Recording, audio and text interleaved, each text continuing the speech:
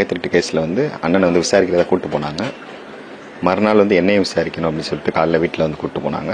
கூப்பிட்டு போயிட்டு 2 பேரையும் விசாரித்தாங்க. ஒரு தோப்புக்குள்ளே வச்சு 2 பேரையும் அடித்தாங்க.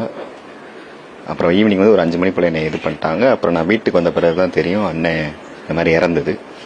அதுக்கப்புறம் தான் போயிட்டு இந்த மாதிரி என்னன்னு கேட்டதில் அடித்து இது பண்ணியிருக்காங்க அப்படின்னு சொல்லிட்டு. அந்த தோப்பில் வச்சு என்னெல்லாம் பண்ணாங்க? முன்னாடி நல்லா வந்தது அடித்தாங்க, கத்தியால் அடித்தாங்க, என்னையும் அடித்தாங்க.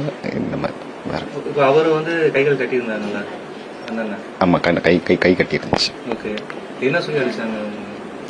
நகை எடுத்து கொடுத்துரு அப்படின்னு சொல்லி சொன்னாங்க. என்னையும் சொல்லி வாங்கி எப்படியாவது வாங்கி கொடுத்துரு அப்படின்னு சொன்னா. நானும் கேட்டு பார்த்தேன், ஆனால் அவன் எடுக்கலைன்றது உண்மை. எடுத்திருந்தா அவன் வாங்கின அடிக்க சொல்லியிருக்கணும். லாஸ்ட் வரையும் அவன் சொல்லலை. இருந்தால் தானே கொடுக்க முடியும். எனக்கு தெரிஞ்சு எடுத்திருக்க மாட்டான். அதுதான்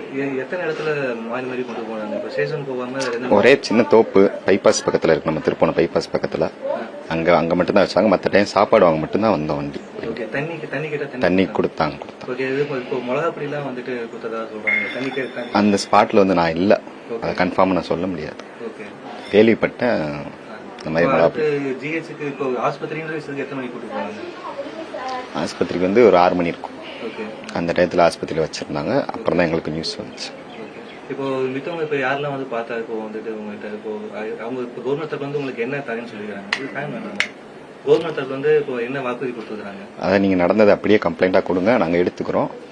உங்களுக்கு வேற எதுவும் பண்ணணுமான்னு கேட்டதுக்கு நாங்கள் சொன்னோம், அந்த மாதிரி துறை ரீதியாக அந்த 6 போலீஸையும் வந்து தண்டிக்கணும் அப்படின்ற மாதிரி நாங்கள் எழுதி கொடுத்துருக்கோம். அவங்களும் நிவாரணம்லாம் அந்த மாதிரிலாம் எதுவும் நான் கேட்கல. அவங்களா ஏதாவது இது பண்ணாது.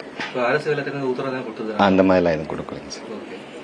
இப்போ அரசு தமிழக முதல்வருக்கு நீங்க என்ன சொல்ல விரும்புறீங்க? இந்த மாதிரி யாருக்கும் நடக்கக்கூடாது. அதாவது 2 பேர் அண்ணன் தம்பி இருக்கோம், போய் தனியாக வச்சு அடிச்சு துன்புறுத்திருக்காங்க. இந்த மாதிரி வேற யாருக்கும் நடக்கக்கூடாது. அந்த 6 போலீஸ்க்கும் சட்ட ரீதியாக தண்டனை கிடைச்சா இவ்வளவுதான்.